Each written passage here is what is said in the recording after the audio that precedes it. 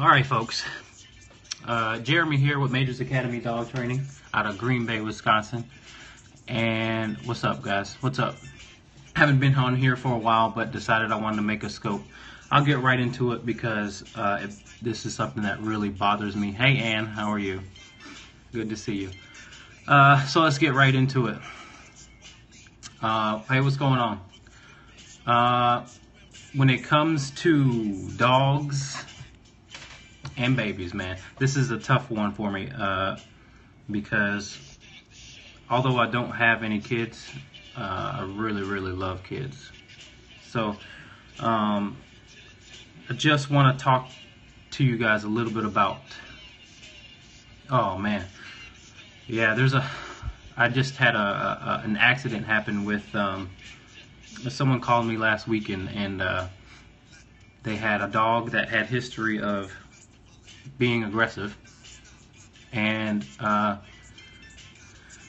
you know, they left the room. The baby was crawling on the floor, the dog was eating, and the dog made the child bleed, bit the child in the face. So anyway, if there's one thing, because this is going to be a little bit of emotion coming out, but if there's one thing that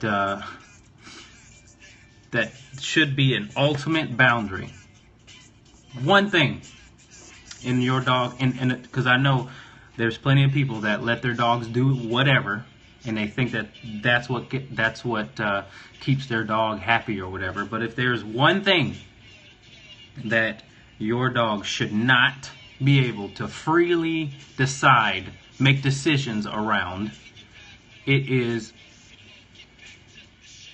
a newborn or a child. That should be the ultimate boundary. Do not, if you have a dog that is ever growled before, ever, at anything, for any reason, that dog should not be allowed to be around your child until it proves itself time and time again that it is bomb-proof around that child. How can you leave the room knowing that your dog has an aggressive past and your baby is allowed to roam free? Babies roam free, they get into whatever. So how can you do that? Please, if there's one boundary that your dog should respect with 100%, I don't care if the dog gets on the couch, I don't care if the dog gets on the bed, I don't care if the dog does whatever, but one thing the dog cannot do is act how he wants to act around dogs. I mean around your newborn that you just brought home. It should not be a situation where you bring your child home and you go, oh, here you go. What do you think?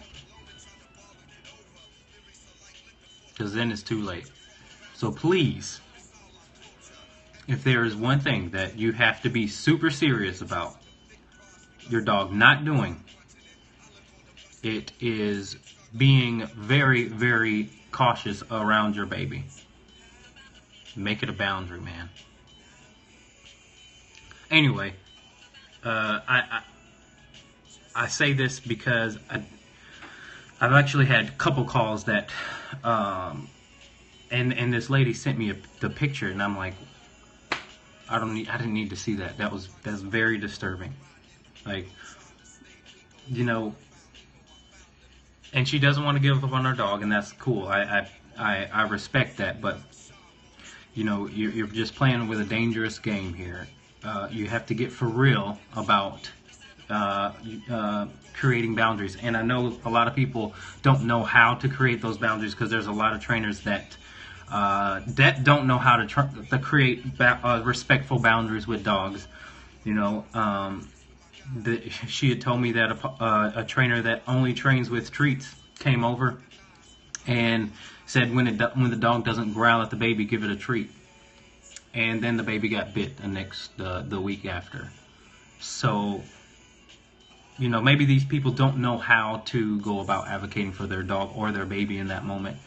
But I just want to emphasize how important it is, again, to if there's anything that your dog should not be able to do, If that dog is pretentious in any way, or wild or crazy in any way, let them respect your baby, please.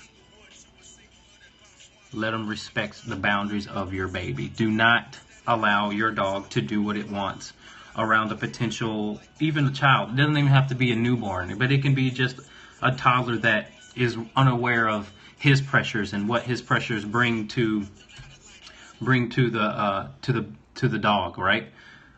So if your child is not old enough to recognize or be taught the signs of a dog when it needs to back up, then you have to. My dog won't stop licking my other dog. What is that?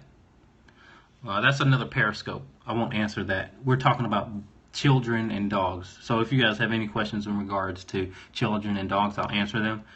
But this is going to be a really short Periscope. I just wanted to maybe, hopefully, you know, I don't know, help people really realize that you don't have to, your dog